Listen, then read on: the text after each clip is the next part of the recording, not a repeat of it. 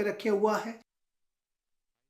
जी, America और Iran दोनों एक दूसरे को जंग की धमकियां दे रहे हैं। दोनों जंग के लिए तैयार हैं। अमेरिकी राष्ट्रपति डोनाल्ड ट्रंप के बयान के बाद अब ईरान ने भी अपना रुख साफ कर दिया है कि अगर अटैक हुआ तो वो इजराइल और अमेरिकी सैन्य ठिकानों को निशाना बनाएगा। लेकिन अमेरिका के सामने ईरान कहां कमजोर है और कहां पर मजबूत है, ये भी आपके लिए जानना जरूरी है। इसे भी आपको समझना होगा कि क्यों अमेरिका और ईरान के बीच जो जंग का सिचुएशन बन रही है, क्यों खामनेई साहब अड़े हुए हैं। जी हाँ, ये आपके लिए समझना बहुत जरूरी है।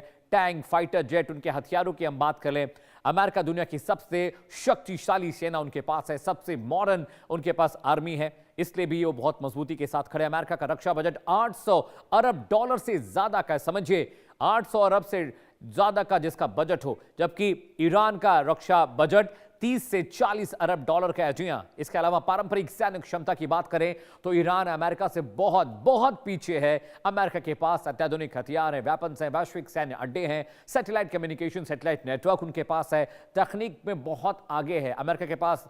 साथ ही साथ आधुनिक टैंक, डिजिटल जो वॉरफेयर की टेक्नोलॉजी वो उनके पास है, रियल टाइम इंटेलिजेंस उनके पास है, जो कि अमेरिका की बनिस्बत ईरान के पास बिल्कुल भी नहीं है, जीरो है, सिफर है, नल है। लेकिन ईरान की मिसाइल क्षमता उसकी सबसे बड़ी ताकत और सबसे बड़ी मजबूती है। ईरान के पास बैलिस्टिक मिसाइल, क्रूज मिसाइलों का एक बड़ा भंडार, एक बड़ा जखीरा है। ईरानी मिसाइलों की रेंज 300 किलोमीटर से लेकर 2000 किलोमीटर तक की है। मैं उनकी ये एयर डिस्टेंस बता रहा हूं। जी हां, ईरान मिसाइलें अमेरिका के ठिकानों, इजराइल के अलग अलग ठिकानों और खाड़ी देशों को बहुत आसानी से टारगेट कर सकते हैं। और इसीलिए ईरान इस बात पर अड़ा हुआ है, उसे पता है कि भाई अगर आप हमें मारेंगे, लेकिन हमारे पास सुपरसोनिक और क्रूज मिसाइलों का बड़ा जखीरा है, जिसमें बहुत सारे ऐसे वेपन्स भी हैं जो एटॉमिक हथियारों को ले जा सकते हैं। यानी अगर अमेरिका ने हमला किया तो ईरान मुंह तोड़ जवाब देगा और सबसे पहला हमला इजराइल पर होगा, क्योंकि सबसे करीब का निशाना वही है।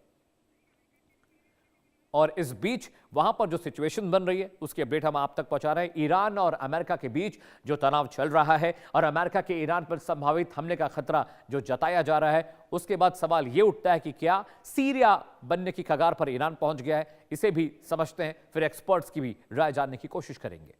जी हाँ, अब समझिए कैसे ईरान सीरिया बन सकता है, इस पर हम चर्चा कर रहे हैं। क्या सीरिया बनने की कगार पर ईरान पहुंच चुका है? तख्ता पलट के बाद के हालात काबू करना बहुत बहुत मुश्किल हो जाते हैं, क्योंकि सीरिया में यही हुआ। सीरिया, इराक, लीबिया की सत्ता उखाड़ी गई तो पावर वैक्यूम पैदा हो गया। लीडर कौन है किसी को नहीं पता। मिलिशिया और सशस्त्र गुप्त सत्ता कब्जाने की कोशिश करने लगते हैं। ईरान में हो रहे प्रदर्शनों का कोई संगठित नेतृत्व फिलहाल नहीं है। ट्रंप पहले ही कह चुके हैं कि ईरान में अपनी जमीन सेना नहीं भेजेंगे, यानी बूट्स ऑन ग्राउंड नहीं होने वाला। और इसलिए ईरान में संभावित सत्ता परिवर्तन शांति के बजाय लंबे वक्त तक चलने वाला संकट लगता है। और यही वजह है कि ईरान के सीरिया, लीबिया जैसे हालात बनते वहां दिख रहे हैं, फिलिस्तीन और गजा जैसे हालात वहां बनते दिख रहे हैं, क्योंकि कोई लीडर नहीं होगा, कोई लीड नहीं करेगा तो यह पता ही नहीं चलेगा कि जाना किस ओर है। और वैसे ही ईरान में जिस तरह से खामनेई साहब छिपकर अमेरिका पर वॉर कर रहे हैं, अमेरिका पर वो प्रतिघात कर रहे हैं, जबानी जंग कर रहे हैं, उसके बाद लगता नहीं कि अमेरिका को बिना बूट्स ऑन ग्राउंड जाए इस पर पार मिलेगा। और मेरे साथ कर्नल टीपी त्यागी साहब जो है, डिफेंस एक्सपर्ट, वो सामरिक मामलों के जानकार हैं। त्यागी साहब, बहुत बहुत स्वागत है आपका इंडिया न्यूज पर। मेरा सबसे पहला सवाल यही है आपसे सर कि अगर बूट्स ऑन ग्राउंड नहीं होंगे, फील्ड ऑपरेशन नहीं होंगे, तो खामनेई को सत्ता से हटाना बहुत मुश्किल है, क्योंकि वो अड़े हुए हैं कि वो सत्ता तो छोड़ने वाले नहीं है।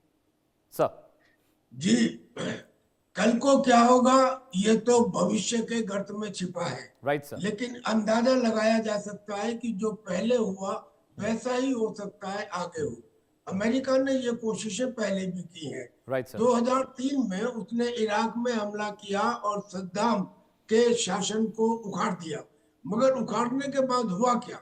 उखाड़ने के बाद ये हुआ कि वहां जब उनकी इराकी आर्मी को डिसबैंड कर दिया गया, बाथ पार्टी को रोक दिया गया, तो वहां पे शिया और सुन्नी के कॉन्फ्लिक्ट हो गए। जो वहां पे अलग अलग मिलिशिया थे, आर्म्ड ग्रुप थे, वो अपने अपने स्वार्थ में लड़ने लगे। लंबे समय तक एक सिविल वार रहा और आज तक इराक उस स्थिति में नहीं आ पाया जो सद्दाम के समय था। ऐसे ही सीरिया के, ऐसे ही इसमें लीबिया में गद्दाफी, अब गद्दाफी का तख्ता पलट करने के बाद ये कहा गया था कि वहां पर डेमोक्रेसी आएगी। अब वो डेमोक्रेसी आना तो दूर, जब गद्दाफी को हटाया गया तो वहां पे जो उनका ऑयल प्रोडक्शन था वो रुक गया, करप्शन बढ़ गया, अलग अलग ग्रुप बन गए, त्रिपोली में और टोब्रुक में तो अलग अलग गवर्नमेंट बन गई, ऑयल प्रोडक्शन कम हो गया, यानी कि वहां भी वही हाल हुआ जो सद्दाम के साथ हुआ था। अब फिर आइए आप सीरिया में। सीरिया में कर्नल साहब, बशर सवाल अल यही है, क्या अब जो ईरान है वो सीरिया बनने की तरफ लगातार बढ़ रहा है, क्या जी वही सिचुएशन देख रहे हैं आप कर्नल साहब? जी बिल्कुल बिल्कुल, ईरान में वही इसलिए देख रहे हैं कि ईरान में एक दो नहीं, 6 विद्रोही ग्रुप है। और उन विद्रोही ग्रुप में एक ग्रुप जो सबसे बड़ा है वो है जैश अल असद। इसमें 10% माइनॉरिटी सुन्नी मुस्लिम्स है, राइट सर। 2% इसमें बलूच है। और ये मिलके एक अपना अलग बलूचिस्तान बनाना चाहते हैं, राइट ये सर। बलूचिस्तान के बलूचों से मिलके, यानी कि ये ईरान को एक हिस्से में बांट देंगे। ऐसे ही कुर्द भी ऐसा करना चाहते हैं। और अगर मान लीजिए इनकी नहीं भी चलती है तो जो ईरान के लोग हैं वो खोमेनी या खोमेनी के बेटे या खोमेनी शासन के या मुल्लाओं के शासन के विरुद्ध हैं। क्यों विरुद्ध है? क्योंकि उन्होंने 1999 में स्टूडेंट प्रोटेस्ट को कुचलते हुए देखा है, जी। उन्होंने 2009 में ग्रीन मूवमेंट को कुचलते हुए देखा है, उन्होंने 2022 में जो महसा कामिनी थी, वो लड़की जो हिसाब के लिए उनकी मॉरल पुलिस ने मार दी, उसको देखा है कुचलते हुए। वो हर प्रोटेस्टर को बोलते हैं ये तो खुदा के दुश्मन है, और खुदा के दुश्मन के लिए उन्होंने एक रूल बना रखा है 186, यानी कि या तो उसे फांसी दी जाएगी या उसका दाहिना हाथ लेकिन कर्नल और साहब, बायां एक पैर बड़ा मसला काट। ये भी है कि अगर वहां पर सीरिया जैसे हालात होते तो फिर कोई भी इन्वेड कर सकता है। अमेरिका इजराइल के लिए तो बहुत आसान हो जाएगा, क्योंकि अगर आपके पास लीडर नहीं है, आपके पास कोई गाइड करने वाला नहीं है, पब्लिक रोड पर भूखी मर रही है, सूखा पड़ा हुआ है, बिजली नहीं है, पानी नहीं है, कारोबार नहीं है, इन्फ्लेशन हाई है, तब तो फिर अमेरिका के लिए और आसान हो जाएगा ईरान को इन्वेड करना। और जो हालत सद्दाम साहब की हुई थी, जो हालत सीरिया की है या जो लीबिया की है, जो गजा की है, वही कमोबेश वही हालत हमें देखने को मिलेगी ईरान में भी। जी, वो कहते हैं ना कि छत क्या गिरी मेरे कच्चे मकान की, लोगों ने मेरे सहन से रास्ते बना लिए। अब तो यहाँ तक बातें चल रही हैं जी। कि जो आसपास में सुन्नी देश है, क्योंकि ईरान एक शिया देश है, वो सुन्नी देश कुर्द को अलग करके बलोचों को अलग करके, और हो सकता है कि वो अपना प्रभुत्व लाए और वो कहे कि इसे भी हम सुन्नी देश बना लें, वो भी उसमें हो सकते हैं।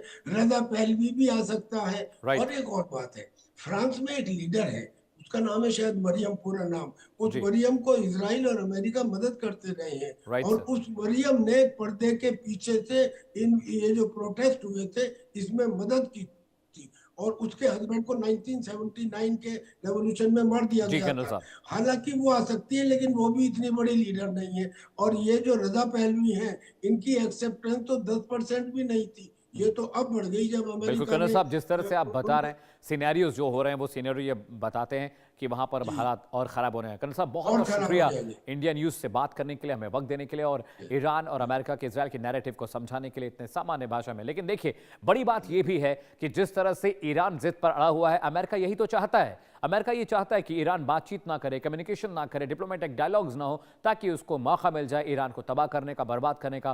और इजराइल के साथ मिलकर वो ये करना भी चाहता है। हमारी खास पेशकश में रुक रहे छोटे से ब्रेक के लिए, लेकिन वॉर से जुड़ी हर खबर सबसे पहले आप इंडिया न्यूज़ पर देखेंगे। वक्त ब्रेक का है, चल लौट रहे हैं।